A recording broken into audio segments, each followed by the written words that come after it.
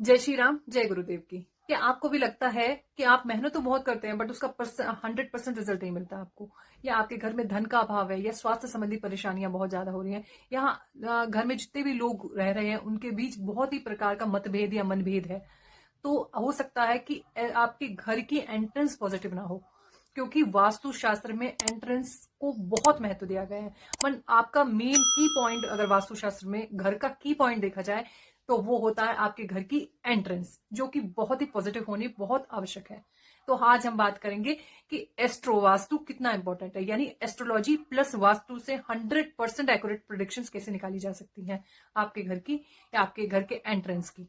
और इस वीडियो में हम ये भी बात करेंगे कि अगर आप प्लॉट खरीद रहे हैं, मतलब भूमि खरीद रहे हैं, फ्लैट खरीद रहे हैं या घर खरीद रहे हैं, तो उसकी सबसे पॉजिटिव एंट्रेंस कौन कौन सी होनी चाहिए, और एक सामान्य व्यक्ति अपने घर का वास्तु कैसे छोटे छोटे उपायों से सही कर सकता है। लेकिन उससे पहले हम इस वीडियो में केवल बात करेंगे घर के एंट्रेंस की, कि घर के एंट्रेंस की सबसे अच्छी दिशाएं कौन सी होती हैं। अब मैं आपको एक एग्जांपल से समझाती हूँ कि एस्ट्रोलॉजी प्लस वास्तु से कितनी एक्यूरेट प्रेडिक्शंस निकलती हैं। माना किसी की कुंडली में शनि अगर लग्न में बैठा हुआ है तो वो अपनी 7वीं दृष्टि से 7th हाउस को देखेगा, और अगर वो नेगेटिव इंपैक्ट डाल रहा है तो आपकी मैरिज लाइफ में प्रॉब्लम्स क्रिएट हो जाएंगी या कंपेटिबिलिटी इश्यूज हो जाएंगे। कुछ ना कुछ आपकी मैरिड लाइफ में डिस्टर्बेंस चलता ही रहेगा। तो हम अब वास्तु से कैसे प्रिडिक्ट करेंगे इस चीज को, कि वास्तु में शनि देव की दिशा जो होती है वो पश्चिम दिशा मानी जाती है, यानी वेस्ट दिशा शनि देव की दिशा मानी जाती है। तो हम वहां चेक करेंगे कि वहां पर कोई शनि का सामान तो नहीं रखा है, कहीं शू रैक तो नहीं रखा है, कहीं ब्लैक कलर या ब्लू कलर का वर्क तो नहीं हो रहा है। तो इस तरीके से हम चेक करेंगे कि अगर वेस्ट दिशा में शनि का सामान या शनि की कुछ भी चीज प्रेजेंट है तो हम उसे वहां से रिमूव करवा के अदर दिशा में प्लेस्ड कर देंगे। तो इस तरीके से फिर धीरे धीरे आपकी जो मैरिज लाइफ है उसमें पॉजिटिव इंपैक्ट्स आने शुरू हो जाएंगे। तो इस तरीके से हम एस्ट्रो प्लस वास्तु से एकदम एक्यूरेट प्रेडिक्शंस निकाल सकते हैं। और इसी तरीके से एस्ट्रोलॉजी प्लस वास्तु के कॉम्बिनेशन से जब भी हम घर की एंट्रेंस यानी कि घर का प्रवेश द्वार निकालते हैं तो वो हमारे घर में सुख, समृद्धि, धन, स्वास्थ्य सब कुछ बैलेंस करके रखता है। वास्तु शास्त्र में 4 दिशाओं में 8 प्रवेश द्वार सबसे अच्छा इंपैक्ट लेकर आते हैं हमारी लाइफ में।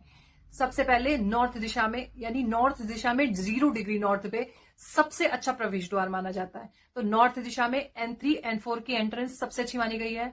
साउथ में S3 S4 की एंट्रेंस सबसे अच्छी मानी गई है। वेस्ट में W3 W4 की एंट्रेंस सबसे अच्छी मानी गई है। और ईस्ट में E3 और E4 की एंट्रेंस सबसे अच्छी मानी गई है। और एक दिशा ऐसी है हमारे वास्तुशास्त्र में एंट्रेंस यानी प्रवेश द्वार की, जो कंप्लीटली अवॉइड करने के लिए बोला जाता है, यानी उसका इंपैक्ट हमेशा नेगेटिव ही आता है। जो दिशा है साउथ वेस्ट, मैं यहाँ साउथ की बात नहीं कर रही हूँ, मैं यहाँ वेस्ट की बात नहीं कर रही हूँ, मैं साउथ वेस्ट का जो कॉर्नर आता है वो दिशा की बात कर रही हूँ। तो साउथ वेस्ट की जो दिशा है वो हमेशा नेगेटिव इंपैक्ट्स लेके आती है। तो हमेशा एक चीज याद रखें, कभी भी अपने घर का प्रवेश द्वार या एंट्रेंस साउथ वेस्ट में ना बनाए। हमारे से भी कोई साउथ वेस्ट की दिशा का एंट्रेंस का कोई रेमेडी मांगता है तो हम यही सजेस्ट करते हैं कि या तो आप घर चेंज कर लीजिए या साउथ वेस्ट की दिशा का एंट्रेंस क्लोज करके अदर दिशा में एंट्रेंस स्टार्ट कर दीजिए, क्योंकि साउथ वेस्ट की दिशा के एंट्रेंस की कोई भी रेमेडी नहीं होती। और जब भी हम किसी के भी घर की प्रवेश द्वार या एंट्रेंस की दिशा निकालते हैं तो हम स्पेशली जन्म कुंडली और वास्तुशास्त्र दोनों को एक साथ मिला के प्रिडिक्शंस निकालते हैं। तो जब भी हम एस्ट्रोलॉजी यानी जन्म कुंडली से प्रिडिक्शंस निकालते हैं तो जन्म कुंडली के जो केंद्र स्थान होते हैं, यानी आपको इमेज में दिख रहा होगा केंद्र स्थान, 1st house, 4th house, 7th house और 10th हाउस, हम इन 4 हाउस से ही घर के एंट्रेंस की प्रिडिक्शंस निकालते हैं। सबसे पहले हम देखते हैं कि 4th हाउस, अगर 4th हाउस में किसी भी प्रकार का नेगेटिव इंपैक्ट आ रहा है, पॉजिटिव हिट्स नहीं है, नेगेटिव हिट्स आ रहे हैं, तब हम 1st हाउस, 7th हाउस और 10th हाउस से घर के एंट्रेंस की प्रिडिक्शंस निकालते हैं। तो क्योंकि 1st हाउस हमेशा ईस्ट साइड को प्रिडिक्ट करता है, और 4th हाउस हमेशा नॉर्थ साइड को प्रिडिक्ट करता है, और 7th हाउस वेस्ट दिशा को प्रिडिक्ट करता है, और 10th हाउस साउथ दिशा को प्रिडिक्ट करता है। और कोई भी साधारण व्यक्ति मेरे इस इजी तरीके से अपने घर की मेन डोर यानी कि एंट्रेंस यानी प्रवेश द्वार को करेक्ट प्रिडिक्ट कर सकता है। और जो मैंने वीडियो के स्टार्टिंग में 8 प्रवेश द्वार बताए थे वो आप इजीली अपने मोबाइल फोन यानी कंपास से देख सकते हैं। कंपास का ऐप सभी के पास होगा, नहीं होगा तो आप डाउनलोड कर सकते हैं। और जो आईफोन का कंपास होता है वो एक्यूरेट प्रिडिक्शन देता है डायरेक्शंस की, लेकिन जो एंड्रॉइड फोन का ऐप होता है उसमें कुछ 5 डिग्री का ऊपर नीचे चलता है। तो आप अपने कंपास को यानी अपने मोबाइल फोन को लेके अपने घर के मिडिल में, यानी कि जिसे हम ब्रह्म स्थान भी बोलते हैं, वहां बीचों बीच खड़े हो जाएंगे। वहां से नॉर्थ 0 डिग्री इजीली आपको आपके कंपास में दिखेगा। नॉर्थ 0 डिग्री से लेफ्ट हैंड पे जो भी दिशा आएगी वो होगी W3 और W4, जिसमें एंट्रेंस सबसे अच्छा माना जाता है। और इसी तरीके से आप वेस्ट 0 डिग्री देखेंगे, उसके लेफ्ट में होगी S3 S4 दिशा। और सेम आप साउथ में 0 डिग्री में खड़े होंगे तो वहां से निकलेगी E3 और E4 की बेस्ट दिशा।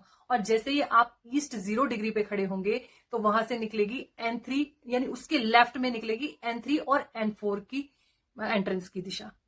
और वीडियो को लास्ट करने से पहले पहले एक वास्तुशास्त्र की सबसे अच्छी रेमेडी है जो कोई भी कर सकता है, उसके लिए कुंडली एनालिसिस की जरूरत नहीं है।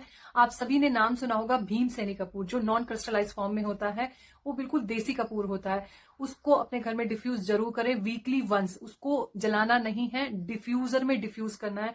आपने मार्केट में काफी सारे डिफ्यूजर्स देखे होंगे जो इलेक्ट्रॉनिक भी होते हैं और जिनके मतलब डिफ्यूजर में नीचे आग जलती रहती है और ऊपर एक प्लेट रखी रहती है, जिससे कपूर डिफ्यूज हो जाता है, यानी हवा की तरह उड़ जाता है। वैसे वाला डिफ्यूजर से डिफ्यूज करना है, जलाना नहीं है।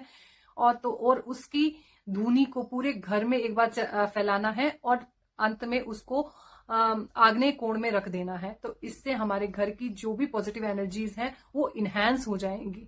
और सबसे अच्छी बात है भीमसेनी कपूर की कि ये किसी को भी हेल्थ इश्यूज नहीं देता। मतलब जैसे और चीजों की हम धुआं वगैरह धुनी वगैरह करते हैं तो लोगों को एलर्जी हो जाती है, खांसी हो जाती है या सांस लेने में तकलीफ होती है। तो बट भीमसेनी कपूर हेल्थ के लिए भी अच्छे बेनिफिट्स लेके आता है। उसकी फ्रेग्रेंस से आपकी हेल्थ में भी सुधार होता है। और इसी तरीके के इंटरेस्टिंग वीडियोस को देखने के लिए मेरे चैनल को लाइक कीजिए, शेयर कीजिए, कमेंट कीजिए और सब्सक्राइब भी कीजिए। जय श्री राम, जय हनुमान जी की।